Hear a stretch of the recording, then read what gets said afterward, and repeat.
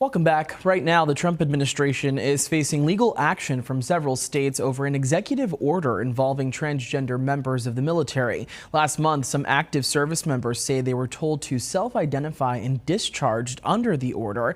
Tomorrow, that same rule is set to take effect for non-active members. I spoke with some key leaders about the order and the lawsuit and whether there's been any measurable impact on enrollment.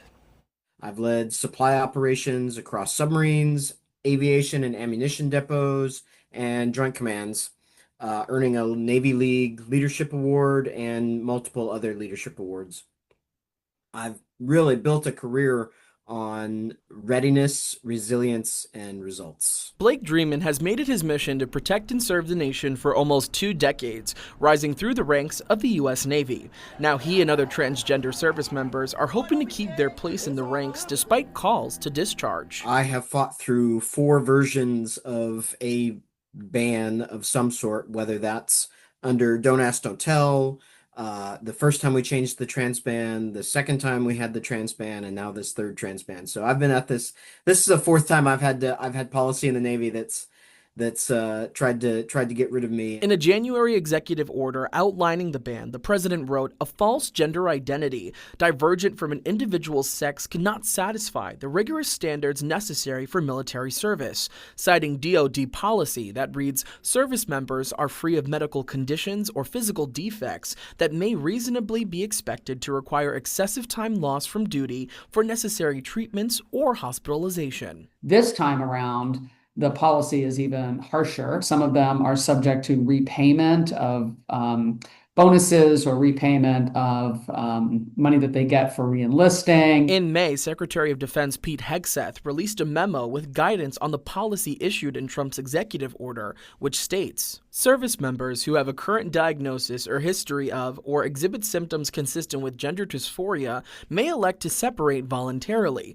Hegseth and other members of the administration stress that folks have the option to choose. We're setting standards that are high, equal, and unwavering. DEI is dead. We replaced it with a colorblind, gender-neutral, merit-based approach, and the force is responding incredibly. Because of President Trump and his America First priorities, recruitment and retention are higher than they've been in decades. The administration also notes the cost of gender-affirming care, and they say the goal of the policy is to have troops that are well prepared and focused. We agree with the assessment of the executive order that was issued by the White House that there are mental health issues associated with gender dysphoria that complicate military service and readiness. But LGBTQ plus advocates see it differently. Transitioning allowed me to maintain my focus on doing my job, and it made me better at it. It made me a better leader. It made me more engaged. It put me in a position to give me more confidence. Kate Littlefield is a licensed mental health counselor with Through to Thrive in Essex Junction, and she trained with the World Professional Association for Transgender Health. It's important to remember that supporting people in their transition and their identity, whether that's sexual orientation, gender identity, racial identity, any aspect of identity, the more we offer support, the stronger people get, right? That supporting people in exploring and leaning into and understanding their identities, building comfort within their identities, actually makes somebody stronger. Several states, including Vermont and New York, have signed on to a lawsuit challenging the new policies for transgender service members. We're one of the second smallest attorneys general office in the country. And on this one, we led. We wrote the brief. We joined another state, Washington, in doing so, but we led the brief. I wanted to direct the office to take that leadership role because I think that it really reflects an important value here in Vermont, that all people are important.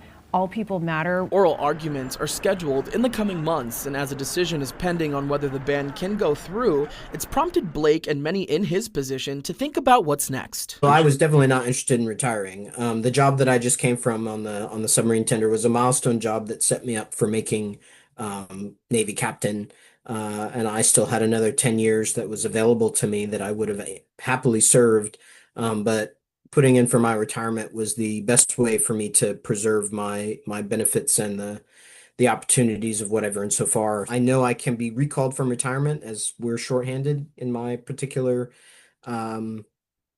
job field. So if they want to recall me after we win this case, then they're perfectly welcome to do so. If I'm still capable of getting up and down the ladders of a ship, I'll be happy to go back.